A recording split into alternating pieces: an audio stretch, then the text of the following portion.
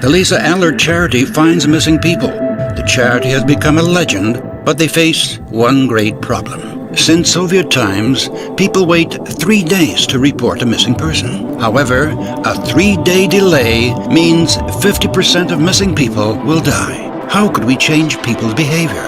Make people experience the shocking truth. To delay means to kill.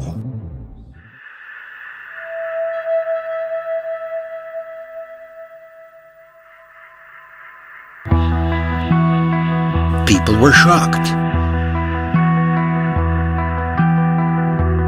Earth began to pour over the head of a little girl sitting in an hourglass.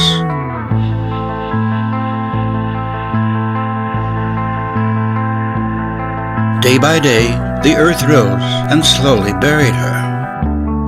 Within 3 days, the girl was buried 50%. This was seen by thousands of people. Campaign shocked people, and the publicity exploded.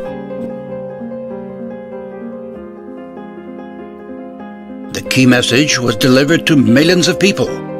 The campaign symbol became a sign for missing people. Together with popular Yandex interactive maps, we'll mark all the current search locations for missing people. The number of timely calls increased by 50%, which almost doubled the number of people found alive.